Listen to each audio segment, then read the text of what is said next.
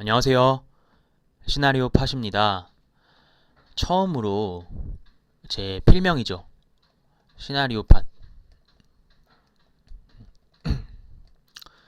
시나리오를 써보는 영상을 찍게 되었는데, 제가 전에 상상력, 그리고 먼 미래의 시나리오들을 차근차근 그려보라는 영상, 촬영해서 올려드린 적이 있었죠.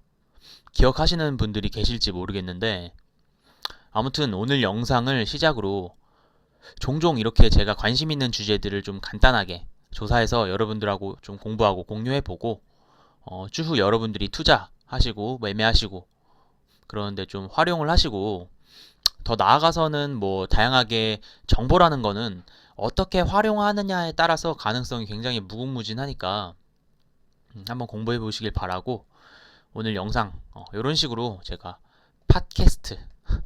팟캐스트로 한번 쭉 이어나가 볼게요. 이런 식으로. 자, 오늘 영상 시작해 보겠습니다. 오늘 할 얘기는 북극 항로에 대한 얘기인데요. 이미 아시는 분들도 계실 텐데 팩트와 더불어서 저의 개인적인 시나리오, 견해 이런 것들이 좀 포함된 내용들이니까 뭐 맹신은 하지 마시고 관심이 생기시면 또 개인적으로 조사를 한번 해보시길 바라겠습니다. 자, 부산이 제2의 홍콩이 될 수 있다. 부산이 제2의 홍콩이 될 수 있다. 이게 생각보다 흥미로운 주제가 될 수 있는데요. 홍콩 가보신 분들 계세요? 홍콩은 아시아의 금융 허브.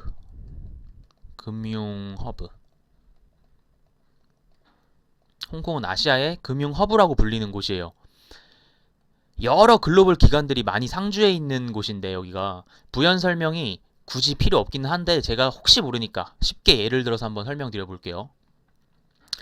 여러 국가들이 뭐 월드컵이니 뭐 올림픽이니 이런 것들을 자기 국가에다가 이렇게 유치시키려고 치열하게 경쟁하고 입찰하잖아요. 왜 그런가요? 당연히 수많은 요인들이 있지만 결국은 이렇게 유치하는 것이 이러한 국제적 행사를 유치하는 것이 국익에 큰 도움이 되기 때문이거든요. 정말 단순하게 생각해서 어떤 도시에 유동인구가 폭발적으로 증가를 해도 경제 활성화가 이루어지잖아요. 이루어질 수 있잖아요. 그쵸? 커피 전문점에서 평소에 하루 5잔씩 팔리던 가게가 이런 경제 활성화가 이루어지고 유동인구가 많아지면 하루에 50잔, 100잔도 팔 수 있는 거예요. 사람들이 많이 오가는 곳은 그래서 굉장히 중요한 경제적 작용들을 일으킬 수 있다라는 말이죠. 그래서 그 엄청난 효과를 위해서 요즘 온라인에서는 여러분 뭘 계속 구축하려고 많은 기업들이 노력하고 있죠? 여러분 카카오 아시죠? 카카오가 대표적인 이 기업이에요. 뭐죠, 여러분? 플랫폼. 카카오가 플랫폼이란 걸 구축했기 때문에 문어발식 사업 확장을 할 수 있었던 거예요. 사람들이 카카오라는 것을 많이 쓰고 여기 많이 몰려 있기 때문에 그 사람의 힘을 바탕으로 여러 사업들을 펼칠 수 있었던 거예요.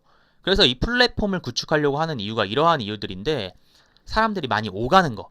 그게 이렇게 카카오처럼 온라인이든 혹은 오프라인이든 이게 엄청나게 중요한 요즘 세상의 키포인트인데 우리나라 도시인 부산이 이 홍콩을 대체할 수도 있겠다라는 생각을 한 거예요.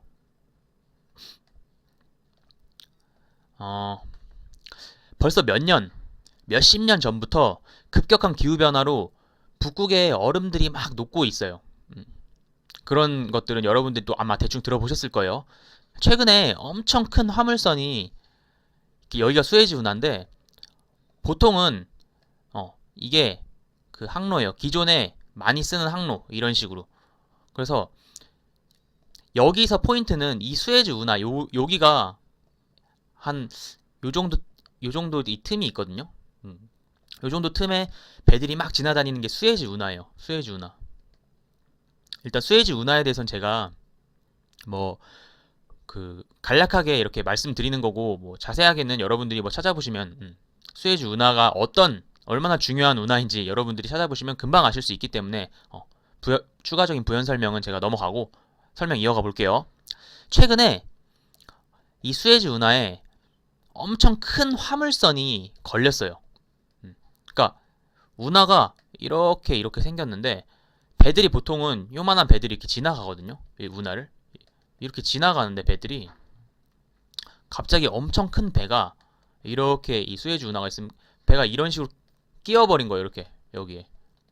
그래서 이게 보시면은 여기 나오죠.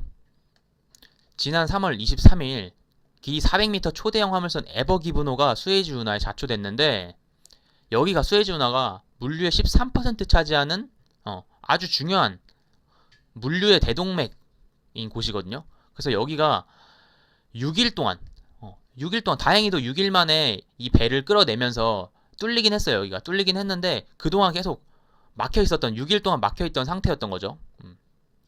그래서 이 6일 동안 막힘으로 인해서 엄청난 후폭풍들이 있었어요. 후폭풍들이 있었어요. 운임 폭등, 뭐 글로벌 물류망 교란, 막대한 손해배상, 뭐 보험사들이 이런 손해배상 같은 거, 예를 들어서 물류에 뭐 유통기한이 있는 음식들을 실었다라고 칩시다. 예를 들어서. 근데 그 6일 동안 여기 막혀버렸으니까 유통기한이 얼마 안 남았거나 지나버렸거나 그럴 수 있다라는 거죠. 이 목적지에 도착했을 때는. 그럼 이러한 것들에 대한 손해배상 뿐만이 아니라 뭐 여러 가지 있겠죠. 기한을 못 맞춤으로 인해서 발생하는 그 여러 손해, 그런 것들을 이런 보통 물류 이런 물류 운임 이런 것들은 다 보험, 이런 회사들은 다 보험을 들고 운임을 하거든요. 이렇게 운송을 하거든요. 그래서 그러한 것들이 문제가 크게 생기고 엄청나게 큰 손해를 봤기 때문에 그거에 대한 손해배상. 그래서 그게 아마 제가 기억하기로 일본의 무슨 뭐 보험사였나? 그래서 엄청 막대한 손해배상을 해줘야 됐기 때문에 엄청 큰 타격이 있었다. 뭐 이런 얘기를 들었어요. 이런 얘기 들었고. 자, 그래서 보시면 실제로 수에즈 운하를 북극 항로로, 그러니까 수에즈 운하가 요 아래로 이렇게 도는 이러한 루트인데 북극 항로로 대체한다. 이 북극 항로가 뭐냐면 이 빨간색 여러분들 보이시는 요 빨간 선이 북극 항로예요. 그러니까 여기서 이렇게 아래로 가는 게 아니라 이렇게 위로 이렇게 도는 거예요. 위로. 이 북극을 지나서 이렇게 도는 거예요. 이게 북극 항로거든요. 북극 항로 대체를 하면 물류 측면에서 이점이 굉장히 많은데 부산에서 출발해 네덜란드 로테르담까지 화물을 운송할 경우에는 22,000에서 15,000km로 최대 37% 거리를 줄일 수 있어요. 그리고 시간은 열흘 정도가 줄어드니까 엄청나게 경제적인 거죠. 엄청나게 경제적인 이득이 되는 거예요. 왜냐하면 5,000km 기준으로 봤을 때 얘는 5,000km가 3번, 얘는 5,000km가 4번이니까 4분 보세요. 여기서 2만 킬로에서 15,000km로 줄어드는 거면 4분의 1이 줄어드는 거예요. 엄청나게 크게 줄어드는 거죠. 그래서 이게 가능한 이유가 점점 북극해에 있는 얼음들, 빙하들이 급속히 녹고 있어요. 지구 온난화, 기후 변화로 인해서. 그래서 여기 얼음이 녹으면서 이 길이 이렇게 뚫리는 거죠. 이 빙하들이 좀 사라지면서. 그럼 이게 가능해진다. 이러한 생각들과 이러한 실험들을 계속 하고 있거든요. 실제로 자 북극 항로를 이용하면 경제적 가치가 이렇게 단순히 비교를 해본 거예요. 그래서 똑같이 비교를 해봤을 때 기존 항로와 북극 항로, 기존 항로가 이 수에즈 운하죠. 수에즈 운하. 그리고 이제 북극 항로가 새로 개척하는 항로. 그래서 비교를 해보면 어때요? 뭐 뭘로 비교해봐도 확연히 줄어들어요. 뭘로 비교해봐도 단축 일수도 뭐 많은 거는 18일, 19일, 15일, 뭐 10일, 10일, 뭐 6일 이런 식으로 굉장히 시간과 어떤 이 거리를 단축시킬 수 있는 굉장히 경제적인 가치가 있다라는 거죠. 일단 그것은 저희가 판명을 한 건데 실제로 자 잠시만요. 실제로 북극 항로를 이용했을 때 얻는 경제적 가치가 이렇게 큰데 왜 지금까지 못했는가? 왜 지금까지 이걸 못했는가 하면 얼음 때문이거든요. 얼음이 이렇게 배가 이렇게 있으면 얼음들이 이렇게 막 떠다닐 거 아니에요. 북극에 유빙들이 떠다니는 얼음들 유빙이라 그러는데 유빙들이 떠다니는데 이 얼음들이 이 배의 하단이나 이런 데 부딪히거나 충돌하게 되면 배가 손상되면서 뭐 침몰할 수도 있고 여러분 타이타닉 같은 거 보셨죠? 그러한 문제점들이 있어서 선박 하단에 충동하지 않게끔 가야 되는데 그러한 변수들 그리고 이제 그런 것들을 대비하기 위해서 뭐 얼음들을 다 깨고 없애고 녹이고 이런 것들은 또 환경적인 문제라든지 여러 이해관계의 충돌, 여러 가지 문제점들, 변수가 많거든요. 그래서 지금 이러한 여러 문제점들, 현실적으로 아직 어려운 점들이 많았단 말이죠. 근데 자, 보세요. 최근 들어서 점점 빙하들이 녹는 속도가 빨라지고 있어요. 그래서 빠른 미래에는 이런 유빙들 걱정 없이도 선박을 운행할 수 있게 된다라는 거거든요. 즉 정말 매력적이고 그런 노선이 되는 거고, 세계 물류의 흐름을 바꿔놓을, 당연히 원래 기존에 맨날 막 예를 들어서 100일 걸리던 게 75일 만에 갈 수 있다라는 건데, 이거 뭐 예를 든 거지만 확실하게 엄청나게 큰 차이로 줄어드니까, 시간과 거리가, 그쵸? 그래서 이 세계 물류의 흐름을 바꿔놓을 포인트가 될 수 있는 그러한 이슈인데, 물론 여기에는 제가 아까도 말씀드렸지만 환경적인, 뭐 정치적인 여러 요소들이 뒤섞여서 변수들이 있겠습니다만, 기사를 한번 쭉 볼게요. 줄어드는 북극 해빙의 북극 항로 기대감 높아지나, 보시면 제가 말씀드린 거리, 시간, 비용, 단축 효과 커, 미 제재, 운행, 안전, 환경 문제 지적도, 그래서 여러 이해관계가 있다라는 거예요. 자, 황진의 한국해양수산개발원 부연구위원은 러시아는 개발 잠재력이 상당히 높다. 뭐 광물, 가스 등 에너지 자원 매장량이 풍부한데 항만이 부족해요. 러시아가 수송 인프라도 부족해요. 그래서 러시아는 이러한 점들 때문에, 그러니까 보유하고 있는 자원들은 굉장히 풍부한데 그거를 이제 밖으로 수출할 그런 인프라가 매우 부족하다라는 거예요. 그래서 개발에 적극적일 수밖에 없는데, 이어서 러시아 입장에서는 이 북극 항로라는 것을 개발하게 되면 단점이 없어요. 단점이. 그러니까 손해가 없다라는 거예요. 특히 러시아와 우리나라는 산업 구조가 경쟁적이지 않고 상호 보완적이라서 협력했을 때 많은 도움이 된다라고 하죠. 그래서 저희가 윈윈 효과로 뭐 여러 가지 효과들을 볼 수 있다라고 해요. 보시면 북극 항로는 동남아 이렇게 아래로 이렇게 아까 수에즈운하 이런 식으로 보통 경유하는 루트였는데, 북극 항로는 위로 이렇게 돌잖아요. 그래서 동남아를 경유를 하지 않기 때문에 기존 항로를 완전히 대체할 수는 없어요. 방향이 다르니까. 그렇지만 입지적으로는 한국에 매우 유리한, 왜냐하면 아까 전에 봤던 한국이 여기 있어요. 한국이. 그래서 이런 운하를 하게 되면 결국 여기서 지나는 요 지점, 일본 이 바깥으로 안 돌고 요 안으로 이렇게 돌잖아요. 일본하고 요 러시아하고 여기 사이에 틈이 있거든요. 이 수에즈 운하처럼 여기 사이에도 틈이 있어요, 여러분. 일본이 여기 붙어있지 않잖아요, 그렇죠? 그래서 요 사이로 이렇게 오면 우리나라가 지리적인 이점을 갖는다라는 거예요. 그래서 매우 한국이 유리한 통로. 그래서 부산화 활성화에 큰 도움이 될 가능성이 높다. 유럽과 직접 수출하는 기업일 경우에는 특히나 시간 절약, 비용 감축 효과도 누릴 수 있을 것이다. 이렇게 말을 하고 있어요. 자, 그래서 이게 쭉 읽어보면 현재 여러분, 이 북극 항로가 개척이 된다 라고 한다면 일단 우리나라에 이득이 된다라는 건 우리가 이해를 할 수가 있죠. 자, 다음 볼게요. 홍콩이 금융 물류 허브가 된 이유입니다.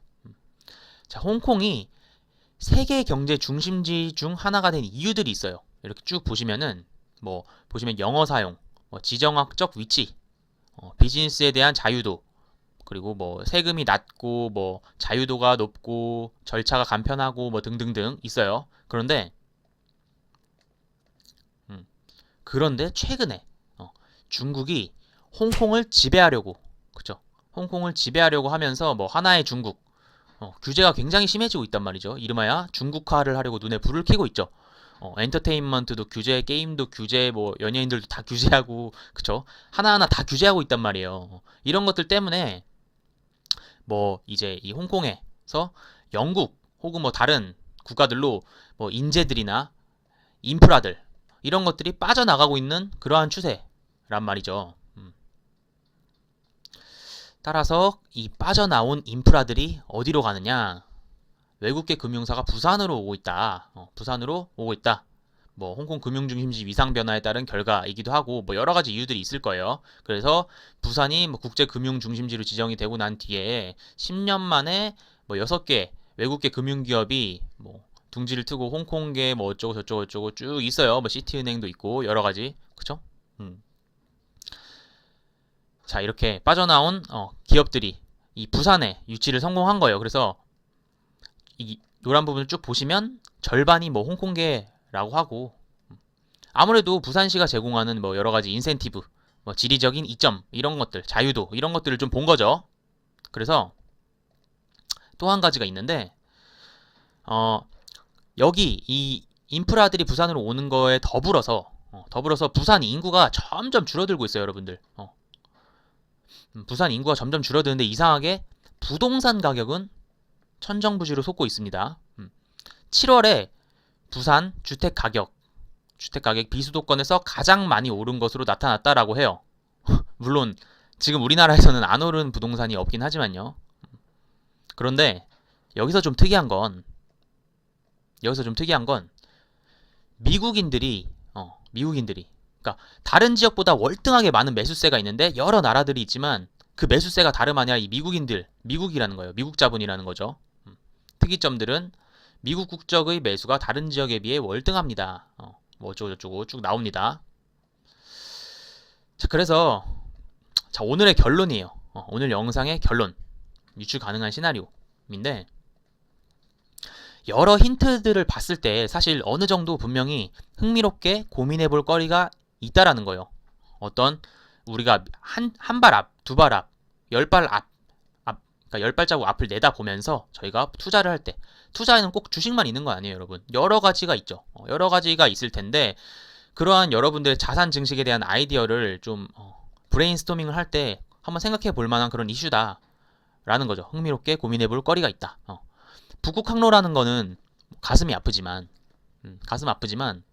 온난화로 인해 기후 변화로 인해서 이제 기후 변화가 가속화되면서 결국에는 인간의 이익을 위해 개발되고 상용화될 확률이 저는 높다라고 생각을 해요. 그런데 기존의 운하가 아니라 만약에 북극 항로가 상용화되고 표준이 되면, 안 그래도 부산은 홍콩에 비해서 지리적인 유리함을 가져요. 가지는데 더군다나 중국 정부의 홍콩에 대한 야심과 뭐 규제가 이를 더 가속화해주고 있다라는 사실이 좀 이 시나리오를 좀 더 합리적으로 만들어주는 거죠. 게다가 이러한 글로벌적인 경제축의 변동, 그쵸? 제가 아까 말한 중요한 포인트라고 했잖아요. 경제축의 변동, 흐름들을 아무래도 가장 빨리 캐치하고 움직일 수 있는 국가는 지구에서 가장 강하고 잘 사는 나라가 미국이잖아요. 미국이 1순위겠죠. 아무 가치가 없는데 단순히 기분으로 부산 부동산을 막 매집하진 않을 테니까요. 마지막으로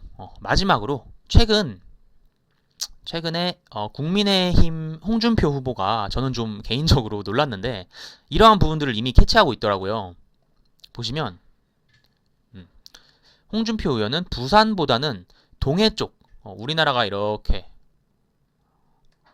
우리나라 이렇게 있으면은 부산은 여기 있잖아요. 부산은. 근데 홍준표 의원은 부산보다는 요 동해 쪽, 요쪽을 기점으로 보고 있는 듯 하긴 해요. 하지만은 이러한 큰 변화를 미리 읽어내고 생각하고 있다라는 점이 저는 개인적으로 상당히 놀라웠어요. 이렇게 첫 강원 공약 발표.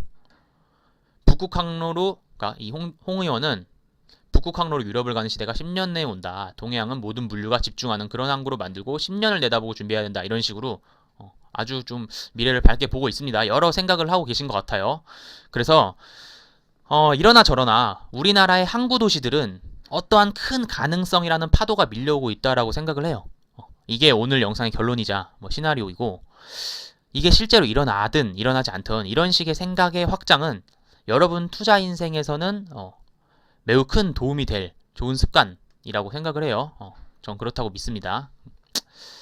자, 오늘 영상 여기까지 할게요. 고생하셨고 구독, 좋아요, 댓글 한 번씩 부탁드리고요. 전 또 다음 영상에서 인사드리도록 하겠습니다.